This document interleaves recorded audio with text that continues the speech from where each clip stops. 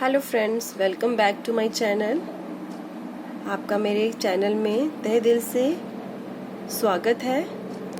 उम्मीद करती हूँ आप अपने अपने घर पे सब बढ़िया से होंगे। और मैंने आपको क्लास छठी की बसंत बुक का पहला जो चैप्टर है वह चिड़िया वो मैंने आपको पढ़ाया है। अब मैं आपको इसके प्रश्न उत्तर भी अच्छे से करवा दूंगी जैसे यहाँ पे दिए गए हैं। चलिए हम स्टार्ट करते हैं। इसके प्रश्न अभ्यास में हम देखते हैं बेटा कि पहला प्रश्न है, कविता पढ़कर तुम्हारे मन में चिड़िया का जो चित्र उभरता है उस चित्र को कागज पर बनाओ। तो पहले प्रश्न में आपको क्या करना है, कोई प्यारा सा, जैसे आपने ये कविता पढ़ी थी तो एक चिड़िया के बारे में ये कविता दी गई थी, तो आपको एक प्यारा सा किसी चिड़िया का एक चित्र बनाना है। बहुत सिंपल है, कुछ नहीं करना है, सिर्फ एक चिड़िया का चित्र बनाना है, जो भी आपके मन में, जैसा भी आपके मन में आता है वैसा। प्रश्न 2 में हमने क्या करना है, तुम्हें कविता का कोई शीर्षक, कोई और शीर्षक देना हो तो क्या शीर्षक दो, कोई भी शीर्षक देना है। मतलब जैसे इसका कविता का नाम था वह चिड़िया जो, तो आपको कोई भी उपयुक्त शीर्षक सोचकर आपको लिखना है। कोई भी प्यारा सा, मतलब जो ये कविता पढ़कर आपके मन में आया हो कि इस कविता का कुछ हम और भी नाम दे सकते हैं, वो आपको बताना है।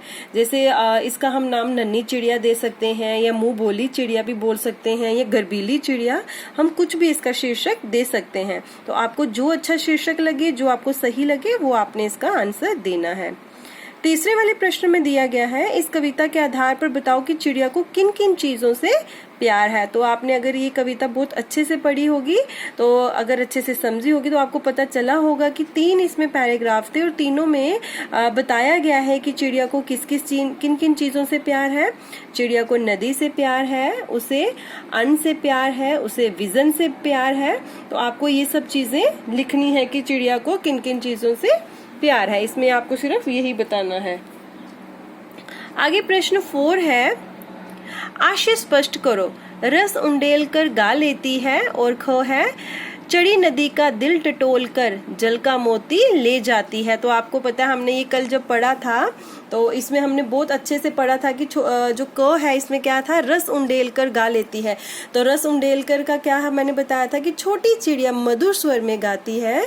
उसके स्वर, उसकी जो आवाज है, उसके स्वर की मधुरता वातावरण में रस घोल देती है। तो इसका यही आंसर आएगा कि आपको इसका आशय बताना है इस तरह से। ख है कि चढ़ी नदी का दिल टटोल कर जल का मोती ले जाती है। तो इसका आशय स्पष्ट करना है आपको। तो इसका आ जाएगा बेटा, चिड़िया जल से भरी उफनती नदी के बीच से अपनी चोंच में पानी की बूंद लेकर उड़ जाती है। ऐसा लगता है जैसे वह नदी के हृदय से मोती लेकर उड़ी जा रही है।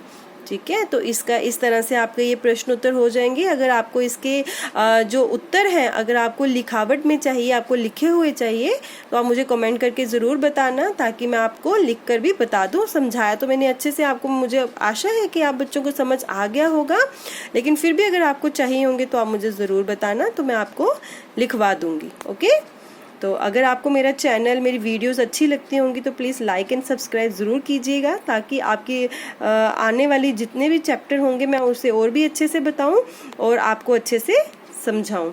धन्यवाद।